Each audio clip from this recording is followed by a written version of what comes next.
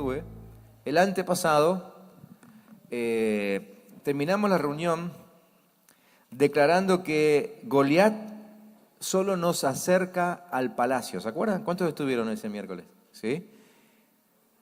Porque ya vengo prendido de David hace unos cuantos miércoles, ¿no? Y siguen apareciendo cosas interesantes en su vida, por lo menos para mí. Y ese miércoles dijimos eso, que David es una de las tantas cosas que Dios permite, que Goliat es una de las tantas cosas que Dios permite para entrenarnos, para capacitarnos y, como vimos en la vida de David, para acercarnos al palacio, ¿sí? Terminamos diciendo ese miércoles que no había ninguna manera, humanamente hablando, de que David llegue al reinado, porque el rey se elegía por herencia, ¿no? Es decir, el rey viejo se moría y asumía el hijo, y después el nieto y el bisnieto y así, ¿no? Entonces no había ninguna posibilidad para David, porque David no venía del linaje de reyes. Pero cuando él vence a Goliat, uno de los premios era casarse con la hija del rey, y entonces ya se metió dentro del palacio, ¿no? Y después ustedes ya saben cómo siguió la historia, y David terminó ahí. Hoy lo que quiero compartir con ustedes en unos minutitos, y quizás ya hoy sea mi última vez, pues no los quiero hinchar más con David, salvo que me lo pidan, ¿no? Pero lo que quiero compartir con ustedes hoy es que la historia de David, entre todas las cosas que ya vimos, nos enseña también que todo se define en el mundo espiritual. Todo se define en el mundo espiritual. Y eso fue lo que sucedió justamente con David. Su experiencia nos enseña que antes de ir a luchar con Goliat, él ya había definido al ganador, y lo definió en el mundo espiritual, ¿no? Lo que venimos diciendo estos últimos miércoles es que cuando escuchamos las amenazas del enemigo, de Goliat en el caso de la historia de David, pero nosotros también tenemos enemigos que nos hablan todo el tiempo, ¿no? No me refiero a la gente que te rodea, que te tiran mala onda. En todo caso hay algo detrás de ellos que los utiliza para tirarte esa mala onda. Pero en definitiva todo eso que venimos escuchando, cuando escuchamos las amenazas del enemigo, hace que nosotros perdamos la batalla aún antes de que la batalla comience, ¿sí? Porque empezamos a escuchar cosas acerca de nosotros y eso ya nos deprime, nos ofende, nos debilita, lo que sea. Y bueno, y todo lo que Dios pudo haber hecho en nosotros cae como en un saco roto, ¿sí? Y lo perdemos, ¿no? En cambio, David nos enseña que si nosotros nos adelantamos a esas palabras y definimos la batalla antes de ir a pelearla en el mundo espiritual, es todo totalmente diferente, ¿no? Entonces, todo se define en el mundo espiritual. Entonces, si todo se define en el mundo espiritual, es muy importante cómo está nuestro mundo interior, ¿no? Es decir, cómo está nuestra relación con Dios. No podemos definir nada en el mundo espiritual si andamos mal con el Señor, ¿no? O sea, no tengo nada que definir en el mundo espiritual si ando mal con el Señor. Pero si estoy bien con el Señor, si mi vida se mantiene en crecimiento constante, soy perseverante, obediente, fiel, buscador de Dios, etcétera, etcétera, entonces sí tengo la posibilidad de definir la batalla antes de que la batalla empiece, ¿no? Todo depende de cómo está mi mundo interior. Y aprovecho esta frase para mandar un chivo, ¿me permiten? Una propaganda. Porque esto es una de las cosas que buscamos en nuestros retiros, es justamente esto: alinear nuestro mundo interior con el Señor, para que nuestro mundo interior esté tan fortalecido, esté tan claro, tan lleno de luz, como para que podamos ver al enemigo, entender sus acechanzas, entender cuáles son sus mentiras y vencer la batalla aún antes de que la batalla empiece. Por eso es que siempre recomendamos los retiros. Y ahora tenemos uno, el 30 de abril tenemos un retiro. Así que no pierdan la oportunidad de alinear su mundo espiritual con Dios. Y con seguridad, se lo digo, se lo garantizo, si le permiten al Señor, si permitimos al Señor hacer esa tarea en nuestro corazón, de alinearnos a Él y a su voluntad y a su reino, con seguridad que nos van a ir resolviendo las situaciones diarias. Así que no falten al próximo retiro. Entonces las palabras de David definieron el combate y así fue que él ganó en el mundo espiritual. Se lo voy a volver a leer para que nos quede claro qué es lo que David dijo desde el versículo 32. Recuerden que esta historia está en el primer libro de Samuel, capítulo 17. ¿Sí? Primer libro de Samuel, capítulo 17, yo les voy a leer desde el 32, donde David le dijo a Saúl: el pueblo no debería... Les voy a leer una versión bastante diferente a la que puedan tener ustedes, así que probablemente no coincidan algunas palabras, pero créanme que es la misma Biblia que la de ustedes. David le dijo a Saúl: el pueblo no debería dejarse intimidar por ese tal Goliat. Como siervo tuyo, yo enfrentaré a ese filisteo. Y Saúl le contestó: tú no puedes salir a enfrentar a este filisteo, ni siquiera eres soldado. Además, Goliat ha sido un guerrero desde niño. Pero David insistió: cuando cuido el rebaño de mi papá y viene un león o un oso a llevarse una de las ovejas, yo lo persigo. ¿Qué dice ahí? Yo lo persigo. Me encantó esta frase cuando lo volví a leer estos días, porque vieron que uno generalmente tiene la imagen, la escena, ¿no?, de que el diablo viene a atacarnos y nosotros metemos el escudo de la fe ahí y resistimos el ataque del enemigo, ¿sí? Esa es una imagen equivocada, no es una imagen bíblica. Porque en realidad, cuando la Biblia enseña acerca de nuestra relación con el enemigo, lo que enseña es que somos nosotros los que atacamos. Nosotros somos los que tenemos que atacar. Jesucristo mismo dijo que las puertas del infierno, ¿cómo sigue el texto?, no prevalecerán contra la iglesia. O sea, ¿quién es la que ataca? La iglesia, ¿sí? No es el infierno. Y en este texto, en esta historia de David, fíjense lo que dice David de lo que hacía con esos animales, dice, ¿no? Cuando viene un león o un oso a llevarse una de las ovejas, yo lo persigo.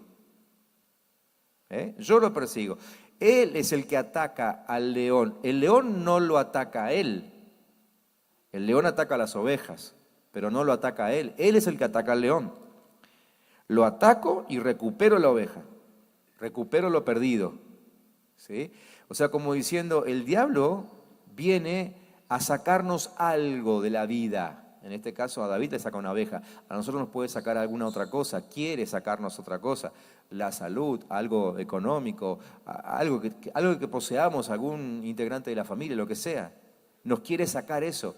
Pero nosotros reaccionamos inmediatamente y lo atacamos nosotros y recuperamos lo que él nos quiso robar. ¿Se entiende esa enseñanza? ¿Sí? Creo que esto cambia bastante, ¿no?, el concepto. Entonces dice, recupero la oveja. El animal salvaje me salta encima, pero lo agarro de la piel debajo de su hocico y lo golpeo hasta matarlo. Así maté un león y un oso, y así mataré a ese filisteo pagano. Morirá por haberse burlado del ejército del Dios viviente. El Señor me salvó del león y del oso, y también me salvará de este filisteo. En esa frase él está resolviendo la batalla. ¿Se dieron cuenta? Todavía no fue a pelear. Todavía está con Saúl, en la carpa, que tenían siempre preparadita para el rey. Ahí estaba, todavía no fue al campo de batalla, pero él ya resolvió quién ganaba. ¿Se dan cuenta por qué les digo que las batallas se resuelven en nuestro mundo interior? Todo se resuelve en el mundo espiritual. Entonces, antes de ir a pelear la batalla que tengas que pelear mañana, hoy tenés la posibilidad de resolverlo en la tienda del Señor, en la carpa del Señor. Te encerrás ahí con Él y buscando su palabra, su guía, declarás quién tiene la victoria. Y así vas al otro día a enfrentar la batalla. Saúl le dijo a David, ve y que el Señor te acompañe.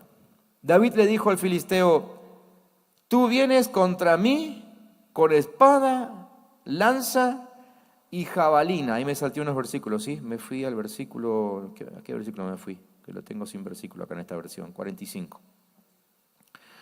45. Saúl le dijo a David, ve y que el Señor te acompañe. David le dijo al filisteo, tú vienes contra mí con espada, lanza y jabalina, pero yo vengo contra ti en el nombre del Señor Todopoderoso, el Dios de los ejércitos de Israel. Tú has hablado mal de él.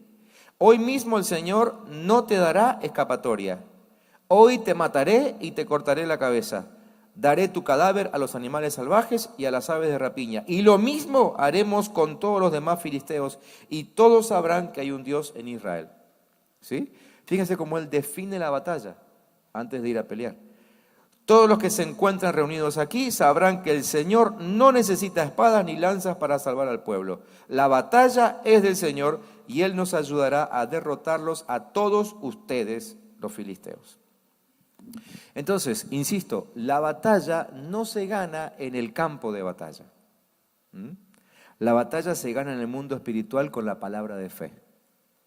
Sea cual sea tu pelea, no esperes hasta el momento de pelearla para definir cuál es la victoria. Lo tenés que definir antes. Tantas cosas nos pasan a diario porque las enfrentamos sin ni siquiera haber orado, ¿no? Y decimos, mirá lo que me tocó vivir hoy. No es que te tocó, en realidad casi podríamos decir que ya estaba escrito que te va a tocar eso, pero vos podrías haber definido el final diferente. Pero como no lo incluiste en tus oraciones, no pudiste soltar ninguna palabra de fe, entonces la batalla te venció, el enemigo te venció, ¿sí? Entonces, como dijimos en aquel último miércoles, con Goliat no se negocia. ¿Se acuerdan que dijimos eso? Que con Goliat no se negocia. A Goliat se le suelta una palabra y ya está, ¿sí? De hecho, ahora les agrego otra cosa más. Con Goliat no se negocia. ¿Qué es lo que se hace en un negocio? Eso me lo anoté ahora esta semana repasando otra vez los apuntes. ¿Qué se hace en un negocio? ¿Se escuchan ofertas? ¿Sí o no? ¿O alguno de ustedes va a hacer un negocio sin escuchar ofertas? Cuando vas a un negocio, vas a comprar lo que sea, lo primero que haces es ¿cuánto sale? Le estás pidiendo al otro que hable, ¿no? Estás escuchando una oferta. A veces algún negocio inclusive uno lo hace con esa misma frase, decir, bueno, escucho oferta, tengo este auto para ofrecer, escucho oferta, permitís al otro que hable. Eso es hacer negocio. Por eso digo que con Goliat no se hacen negocios. No tenés ni que permitirle que hable. No tenés que escuchar su oferta. ¿Por qué? Porque él sabe hablar muy bien. El enemigo sabe hablar muy bien, sabe engatusarte. No sé si conocen ese término, pero en mis pagos, ¿no? Es medio viejo, ¿no? Sabe engañarte, ¿sí? Tiene mucha experiencia hablando. Entonces, con Goliat no se hacen negocios, no se le escucha oferta. A Goliat se le suelta una declaración de fe, una palabra de fe. Esa palabra de fe tiene que ser una fe nacida en momentos como por ejemplo aquel momento cuando David escribió el Salmo 121. El Salmo 121, se lo leo. El salmista decía así, dirijo la mirada a las montañas, ¿de dónde vendrá mi ayuda? Mi ayuda viene de Dios. No sé cuánto tiempo hay entre la primera frase y la segunda. Pero lo bueno es que él mismo define la respuesta, ¿sí? Y dice, mi ayuda viene de Dios, creador del cielo y de la tierra. Dios jamás permitirá que sufras daño alguno. Dios te cuida y nunca duerme. Dios cuida a Israel y nunca duerme. Dios te cuida y te protege. Dios está siempre a tu lado. Durante el día el sol no te quemará. Durante la noche no te dañará la luna. Dios te protegerá y te pondrá a salvo de todos los peligros. Dios te cuidará ahora y siempre por donde quiera que vayas. Ahora, ¿se dan cuenta ustedes por qué David le pudo decir a Saúl que quédese tranquilo que yo le voy a ganar?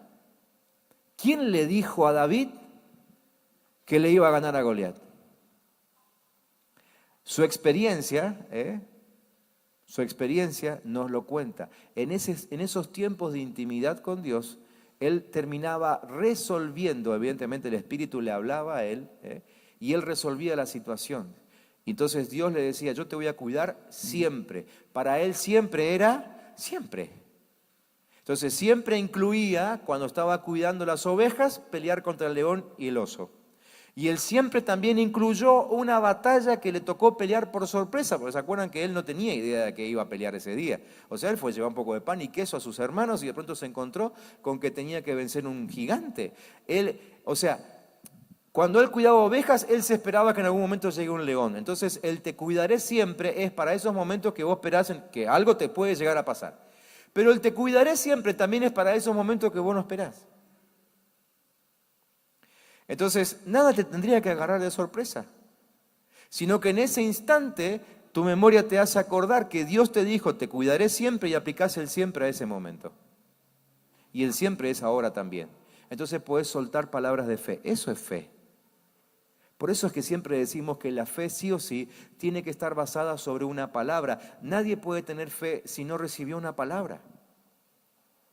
¿Sí? Es decir, como alguna vez he usado este ejemplo, ¿no? Es decir, pongamos más sillas porque tengo fe que viene mucha gente. ¿Alguien te dijo que vendría más gente? No, no, no, no, no, yo tengo fe. ¿Te lo dijo el Señor? No, no, no, no, no, es algo que yo siento, entonces no es fe. Porque si no existe una palabra primero, entonces tampoco existe la fe. La fe siempre, siempre, siempre tiene como base una palabra. ¿Entienden eso, sí o no? ¿Sí lo entienden? Porque miren que de esto depende su vida. Pueden enfrentarse a un león mañana y tienen que entender esto.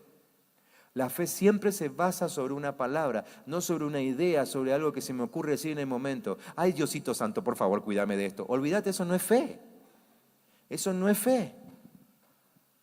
Fe es cuando escuchaste una palabra con anticipación y en un momento adecuado lo usás. Ya sea un momento preparado o un momento sorpresivo, lo usás. Pero estás usando algo que escuchaste de Dios en algún momento. ¿Entienden ahora por qué le insistimos tanto en los tiempos de intimidad? Porque esa palabra la escuchó David en un tiempo de intimidad con Dios. Si David, en vez de estar cantándole al Señor, orando, se hubiese puesto, qué sé yo, a jugar con las ovejas, tirar tiro al blanco con la onda, ¿no? Bañarse en el río, ¿sí? Y no hubiese orado al Señor, ese día él deja el queso, el pan y se manda a mudar. Así de sencillo. Pero como invertía tiempo en la intimidad con el Señor, le daba oportunidad a Dios para que Dios le hable, Dios le bajaba estas palabritas. Yo siempre digo estas palabrotas y creo que se entiende bien, ¿no? Pues son unas palabrotas esto, ¿no? Que Dios te cuidará siempre. Además es terrible esa palabra. Dios le bajaba esas palabras y él iba cargando esas palabras en su mochila todo el tiempo hasta el momento en que lo tenía que usar. Y un día se presentó ese momento y dijo, Goliat, Dios me dijo que me va a cuidar siempre. Está frito, Goliat. Y así ganó. ¿Se entiende? Entonces tenemos que entender bien claro que si Goliat logra intimidarnos con sus palabras, ya perdimos la batalla. No hay que dejarlo hablar, no hay que escuchar ofertas. No se negocia con el enemigo. No le permitas a él. Cuando vos empezás a sentir que te está atacando de alguna forma, rápido, busca en tu bagaje de palabras recibidas, agarrá tu cuaderno de devocionales, tu Biblia que la tenés toda marcadita y soltá una palabra. No permitas que te hable. Empezás a sentir una vocecita como por ejemplo, ¿viste que nadie te quiere? Olvídate, esa palabra no viene de Dios. Entonces ya tenés que identificar que el diablo empezó a soltarte mentiras. No le permitas que avance. No le permitas que avance. ¿Sí? Defendete con una palabra recibida. Pero por favor, preocúpate por recibir palabra, ¿no? Entonces cuando Goliat invade nuestro territorio, él es constante y perseverante. Tenemos que saber que en algún momento va a venir. Seguramente que ya debe haber venido, ya te debe haber visitado unas cuantas veces, ¿no? Para atacarte. Bueno, entonces con mayor razón todavía, metámonos en la intimidad con Dios, busquemos esas palabras, tengámoslas listas, la espada afilada para soltarlas en el momento en que Goliat se presente. Ahora, solamente pensemos en esta imagen. Goliat, un solo hombre, con sus palabras mantuvo estático a un ejército completo por 40 días. No me metí ahora para ver cuántos soldados eran en esta batalla, pero generalmente Israel iba con un mínimo de 40.000 soldados a pelear. Así que imagínense, Goliat, con solo hablar, dejó estático un ejército de 40.000 personas, 40.000 hombres entrenados, soldados, armados. ¿Qué nos creemos nosotros de que nosotros vamos a poder soportar las mentiras del diablo? ¿Por qué creemos que nosotros vamos a... Y sí, bueno, pero nosotros tenemos al Espíritu Santo. Perfecto. ¿Pero no sería mejor adelantarnos a esa situación? Y prepararnos como lo hizo David. Cuando escribía esto en mis apuntes, me surgió una pregunta. Y la pregunta es, a ver, escuchen a ver qué me responden ustedes. ¿Puede el diablo detener a una iglesia en la cual se vio la mano de Dios y sobre la cual el Señor soltó innumerables palabras de victoria? ¿Puede el diablo frenar una iglesia así? ¿Sí? Le estoy leyendo prácticamente lo que pasó con el pueblo de Israel. Porque el pueblo de Israel contaba con innumerable cantidad de palabras de Dios, no de esa época, sino desde hacía 1000 años atrás, que Dios venía soltando palabras sobre Israel. Mi pueblo, mi tierra, mi elegido, mi amado, mi esto, mi aquello.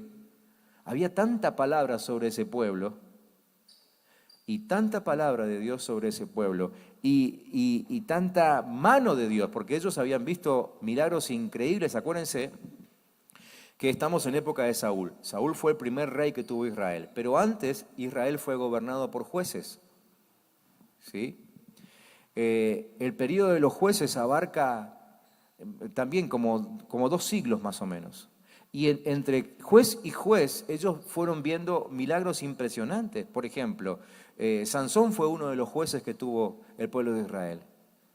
Y vieron cómo Sansón había recibido de parte de Dios una fuerza increíble, que también se mandó sus chanchurrias, ¿no? Pero terminó destruyendo todos los enemigos de Dios en ese tiempo. Gedeón fue otro juez, ¿sí? Que con solo 300 hombres y sin armas venció un ejército de 117.000 soldados. O sea, ellos estaban acostumbrados a ver la mano de Dios sobre sus vidas.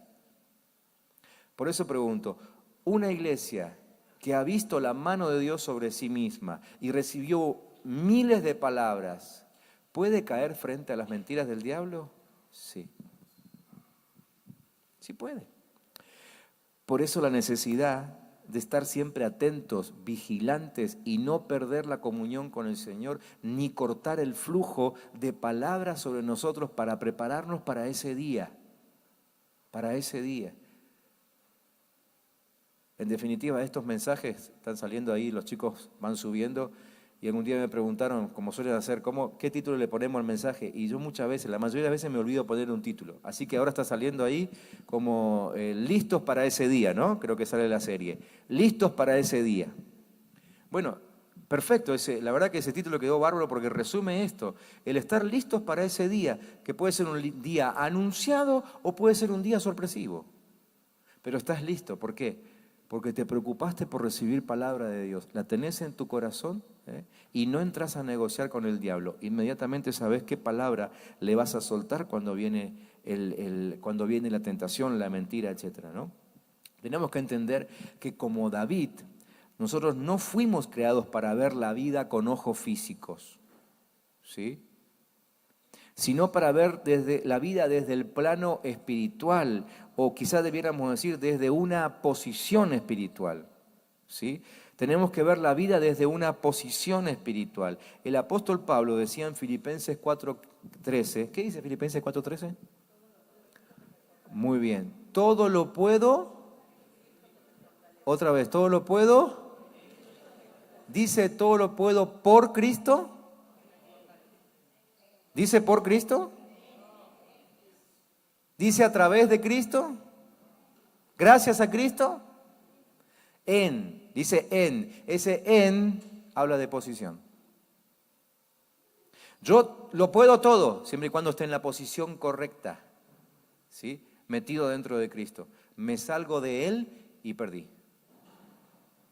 Por eso digo, la vida necesitamos verla desde una posición espiritual. Y la posición es en Cristo, metidos adentro de Él. Cosa que se logra con una intimidad perfecta con el Señor, ¿no es cierto?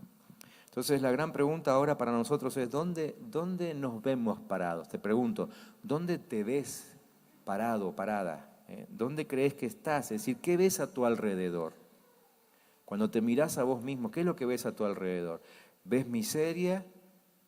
¿Ves dolor? ¿Ves angustia? ¿Ves rencor? ¿O a tu alrededor ves el trono del Señor? ¿Ves victoria? ¿Ves ángeles que te sostienen? ¿Ves su palabra que te alimenta? ¿Qué es lo que ves? Porque lo que estás viendo define cómo vas a terminar la batalla. Si yo me meto en este mundo, ¿qué es lo que veo? Estos días nada más.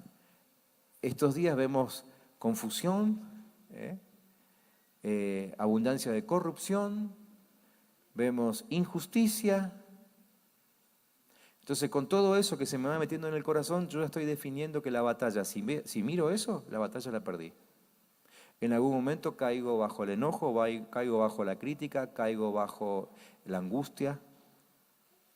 Pero si yo me meto cada día en la presencia de Dios y veo que está Dios diciéndome a mí lo que le dijo al salmista en el 121, para no usar otro texto, solamente sigamos con ese, ¿no? Que Él me cuida siempre, que Él cuida mi salida como mi entrada, que Él sostiene mi mano derecha, que van a caer a mi lado, a un lado 1000 y del otro lado van a caer 10.000. Veo ángeles que me sirven, como dice el Salmo 103. Veo al Señor Jesucristo que me hace seña para que me siente en lugares celestiales, que es lo que Él ganó para mí. Entonces, a ver, ¿hay alguna forma de perder la batalla con toda esa visión alrededor? ¿Se dan cuenta? Lo que yo veo a mi alrededor es lo que me hace definir la batalla. Necesito empezar a verme, necesitamos empezar a vernos en esa posición que Cristo siempre quiso que estuviéramos, en Él, en Él. Insisto, eso se logra con la intimidad. Tenemos que entender que lo que miramos, lo que confesamos, lo que definimos a través de nuestras palabras, son las que también determinan nuestra victoria o nuestra pérdida. Para terminar, algunas cositas que tendríamos que hacer, creo, para destruir a Goliat o a nuestros enemigos. Algunas cositas, pueden ser muchas más que estas, pero algunas cosas que se me ocurrieron ahí. Primero, entender que no importa nuestra edad, lo que importa es nuestra fe. ¿Sí? Ni siquiera importa la edad espiritual, porque uno dice, bueno, yo me convertí hace 45 años. La verdad que te podés haber convertido hace 45 años y nunca haber crecido en tu fe. ¿Por qué? Porque la fe se alimenta con mi comunión con Dios. Entonces yo pude haber entrado al reino, pero me quedé en la puerta. Nunca profundicé mi intimidad con el Señor. Entonces mi fe sigue siendo la más básica, la fe que solamente me ayuda a saber que si me muero me voy al cielo y nada más que eso, pero no me ayuda a resolver los problemas diarios. ¿Sí? Entonces tengo que entender eso, que lo que importa es mi fe, por eso la tengo que hacer crecer. ¿Y cómo se hace crecer la fe? Con palabra, palabra, palabra, palabra, palabra. Por eso cada vez que ustedes vienen aquí nos preocupamos de que tengan una buena palabra. No sé si lo logramos siempre, pero por lo menos lo intentamos. El martes en la Escuela de Liderazgo, el miércoles acá, en tu grupo de crecimiento, el material nuevo que les hemos preparado, el domingo a la noche. Y en cada reunión tratamos de que haya mucha palabra. ¿Por qué? Porque eso solidifica nuestra fe. ¿Me entienden? Por ahí viene la cosa. Segundo, entender que no importa el comentario de la gente que nos rodea. Porque la gente nos va a ver solamente desde el lado de afuera. Saúl pudo haber tenido el mayor amor para con David. En ese momento todavía lo podía amar, después lo entró a odiar, ¿se acuerdan, no? Pero ahí recién lo estaba conociendo. De hecho, si ustedes leen la historia, David ya estaba visitando el palacio porque le cantaba a Saúl cuando Saúl le agarraba la chiripiorca, ¿no? Y dale con las palabras viejas. Pero cuando se endemoniaba, ahí lo llamaban a David para que le cante. Así que Saúl ya lo conocía y tenía un buen concepto de David. Entonces la persona a lo mejor puede quererte, puede amarte, pero aún así no hablar de parte de Dios. Porque Saúl, con todo el amor que le podía tener a David en ese momento, quiso evitar que vaya a la batalla. Si evitaba que vaya a la batalla, David nunca llegaba a ser rey, el pueblo de Israel nunca llegaba a ser libre, Goliat nunca se hubiese muerto. Entonces, con amor no hacemos nada. Lo que necesitamos es tener revelación de parte de Dios. Además, el amor viene bien también, ¿no? No dejen de amarse, pero al mismo tiempo busquen revelación, a ver qué dice Dios de la situación. Entonces, no importa lo que te diga la gente alrededor. Lo que tenés que estar convencido es lo que te dice Dios. ¿Sí? Tercero, dejar de llorar, dejar de lamentarse, de quejarse y comenzar a aferrarse al Señor, de una vez por todas. Es decir, ¿te pasa algo? Bueno, a ver, recurrí a tu memoria, trabajá para hacer tu propio devocional, ¿no? Me está pasando esto, ¿qué texto puedo orar ahora? ¿Qué oración puedo hacer, líder querido? ¿No?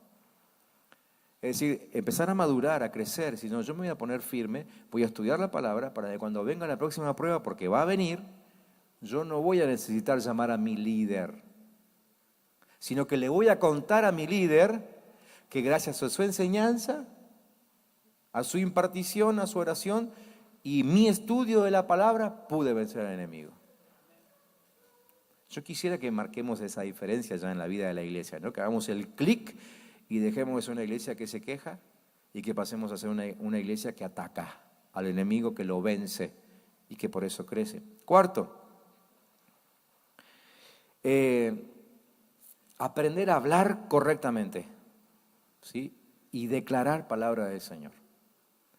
De una vez por todas, capturar toda palabra que no haya salido de la boca del Señor. Si leemos la Biblia, vamos a saber qué palabra sale de su boca y qué palabra no. Y quedarnos con lo que dice Dios y declarar esa palabra. La gente de fe siempre habla de su destino final. La gente que te dice, y no sé qué será de mí el año que viene, esa es gente que todavía no tiene fe. Quizás sí la básica, porque a lo mejor lo escuchaste de tu compañero de grupo de crecimiento, el que se convirtió y se bautizó con vos, y te dicen, la verdad que no sé, no tengo idea qué será de mí el año que viene. La persona de fe ya sabe qué es lo que Dios quiere para su vida el año que viene. Y así de firme se lo digo, ¿sí? De hecho, cuando empezamos a crecer en nuestra vida, podemos llegar a planificar más que un año. Los próximos 5 años yo voy a hacer esto. Los próximos 10 años va a pasar esto con mi vida, con mi ministerio, con mi familia. ¿Lo creen o no? ¿Creen que se puede? Pónganlo en práctica.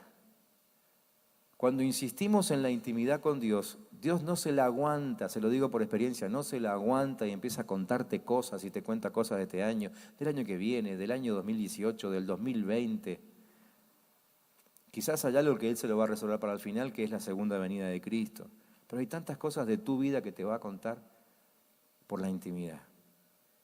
¿Amén? Entonces, por favor, recordemos esto. Toda batalla se gana en el mundo espiritual. Sea lo que sea que estés peleando hoy, la tenés que ganar en el mundo espiritual. Encerrate con el Señor. Peleate con Él en todo caso. ¿Sí? Encerrate con Él. Y que la intimidad con Él te traiga la revelación acerca de tu próxima batalla y cómo resolverla. Por supuesto que a veces es muy bueno que tengas un compañero de oración. Más que un consejo, necesitas un compañero de oración. Alguien con quien simplemente sentarte a orar. A veces ya sabemos lo que tenemos que hacer. Pero bueno, somos personas y podemos tener algo de miedo. Un compañero de oración viene muy bien en esos momentos, ¿sí? Pero no obviar esta necesidad de meternos en su intimidad y ahí recibir la revelación de cómo se va a ganar la batalla. Amén. Oramos por esto. Me gustaría que te tomes 2 minutos.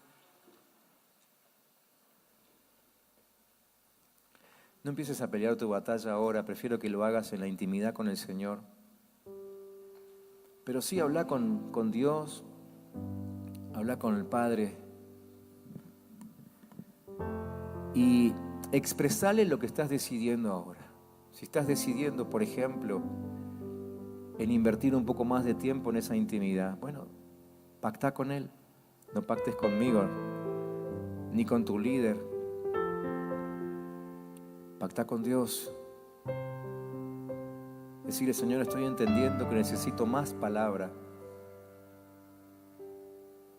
Pedirle al Señor que te ayude a organizar tu tiempo, tu agenda, para poder estar más tiempo en su presencia. Aunque en realidad esa es tarea nuestra, pero bueno, que Él nos mande un poquito de sabiduría extra para saber cómo acomodar nuestros tiempos nos viene muy bien.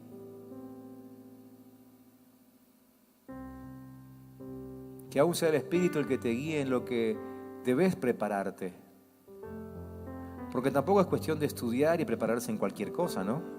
Podemos estudiar mucho, prepararnos mucho en la carrera equivocada.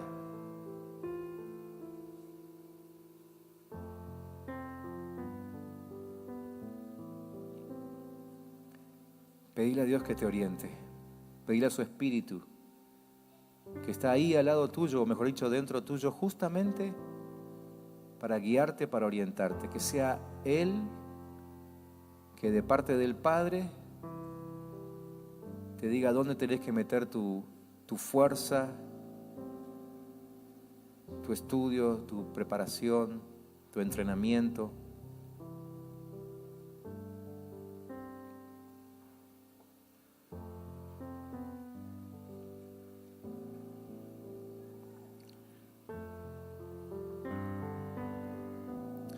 En el nombre de Jesús, Padre,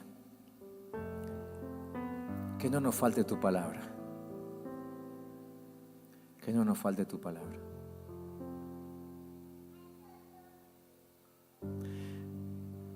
Que seamos suficientemente conscientes de que necesitamos ampliar nuestro tiempo contigo. Sea cual sea el tiempo que estamos invirtiendo hoy, lo podemos ampliar. Siempre puede ser mayor. Porque en ese tiempo de intimidad está nuestra victoria. En nombre de Jesús te pido que tu Espíritu Santo ahora selle esta palabra en el corazón de mis hermanos y en el mío también, de que toda batalla se vence en el mundo espiritual y antes de ir a pelearla.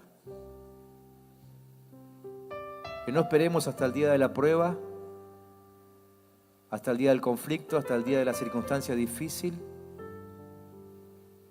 sino que desde ahora mismo nos vayamos preparando, aunque ni sepamos lo que viene, no importa. La seguridad de que nuestra vida está en tus manos también nos trae tranquilidad de que estaremos listos para aquel día. Yo declaro en el nombre de Jesús que aquellos que invierten tiempo en la intimidad con Dios estarán listos para ese día. Lo declaro en el nombre de Jesús. Si alguien toma esta palabra, diga amén, por favor.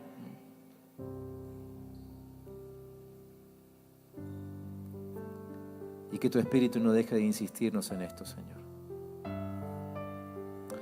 En el nombre de Jesús ahora oro por esas batallas que ya están siendo peleadas ahora mismo. Esos conflictos que ya iniciaron. Esas situaciones difíciles, demasiado difíciles, en las que mis hermanos ahora están envueltos.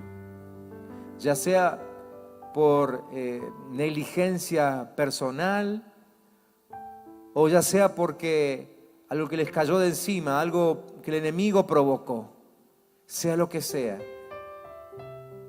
que a mis hermanos no les falte la palabra de sabiduría para saber salir de ese pozo, de esa situación. Y que hoy cada uno de ellos se vaya con esta seguridad, la que leímos en el Salmo 121, de que tú nos protegerás siempre, siempre, siempre, siempre.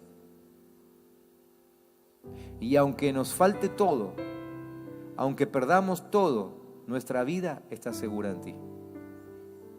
Padre, bendigo a mis hermanos. Dales fuerza, dales ánimo.